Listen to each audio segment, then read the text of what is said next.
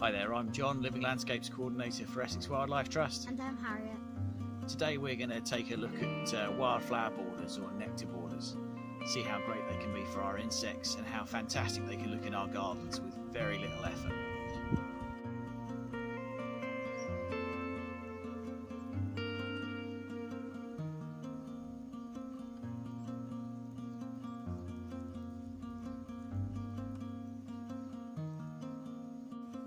Why don't you join us on a tour of our wildflower borders?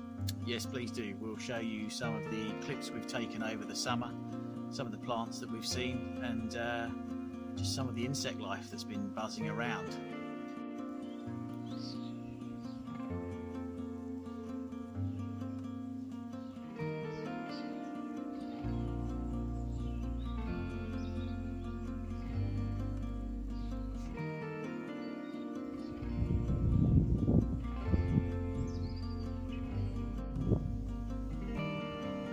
Don't be constrained by the traditional idea of garden borders. By spreading wildflower seeds here, we've created a nectar-rich wildflower border in amongst the hedge that we've planted. It's going to be great for insects. We've had bees and butterflies, hoverflies, all absolutely loving the flowers that have been going wild all spring. It's also looked fantastic. Some of the bigger plants are just starting to look past their best now. Poppies down there are really over, but we're not going to cut them back. We're going to leave those plants, those seed heads,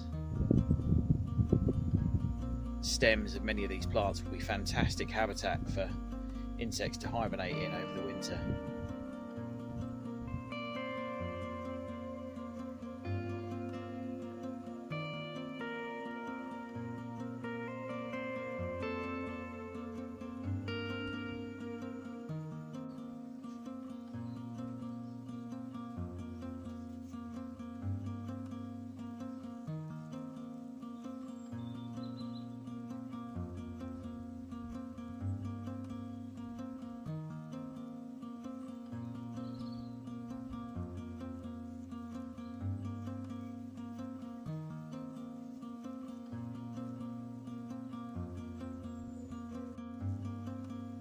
Ideally you want a location that's both sunny and sheltered, as insects love the sunshine.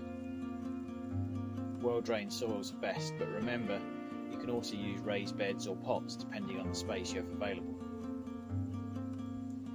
Prepare the soil by digging it over and removing as many weeds and stones as you can.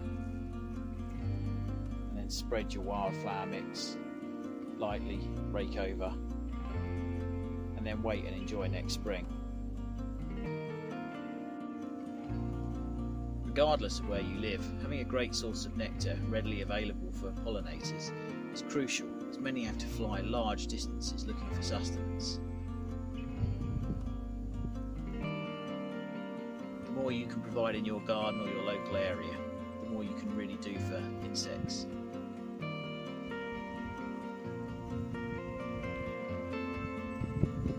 Harriet, what do you like best about the wildflower border? Well, I like that if you look very closely, it isn't just red and purple.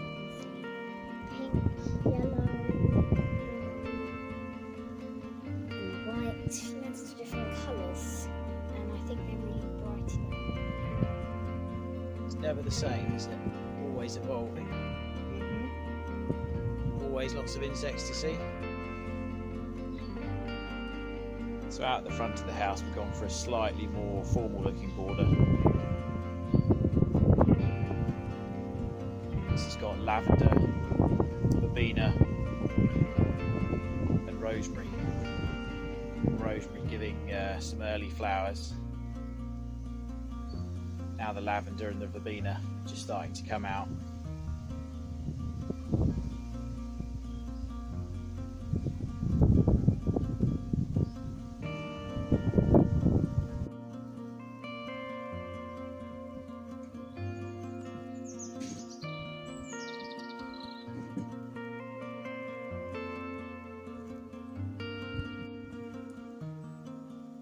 Borders have the potential to offer huge benefits to pollinating insects, provided we take a more open-minded approach to what we choose to plant and how we choose to manage. It doesn't just have to be borders either. Individual flower beds, other spaces, pots and containers can all be turned into a lovely, rich nectar source for insects. The core principle is choosing flowering plants specifically to attract and support pollinating insects.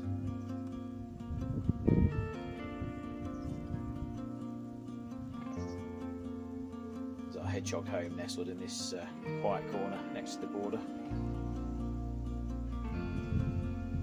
Also doubles as a log pile, so great spot for insects to shelter. We've got some honeysuckle here in the corner of this wildflower border. Great for bees. Smells absolutely fantastic, but it's doing nothing for my hay fever. Down there is one of our toad abodes that we made earlier in the spring.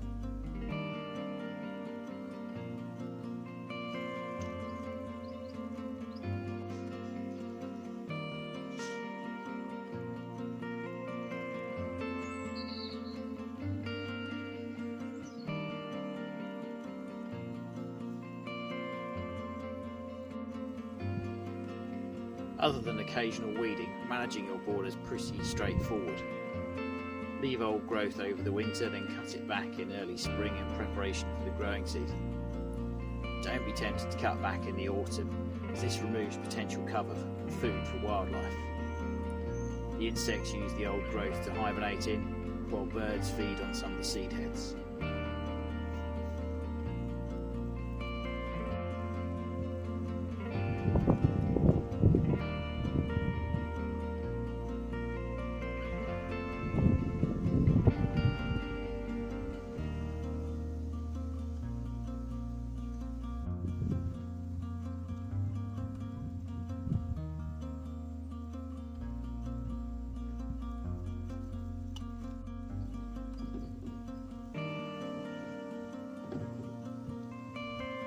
Pollen flies just enjoying this knapweed.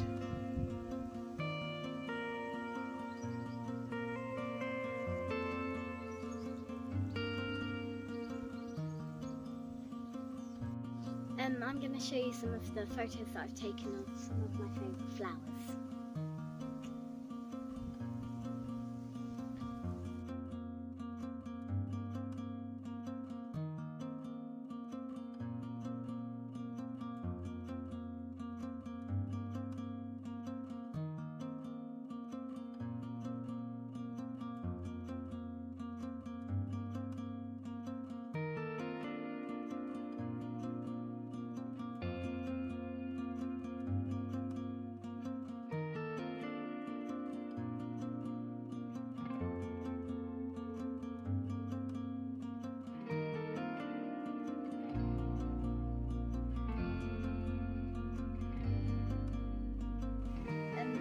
These oxide daisies have flowered a lot, and they've covered our hedgehog house.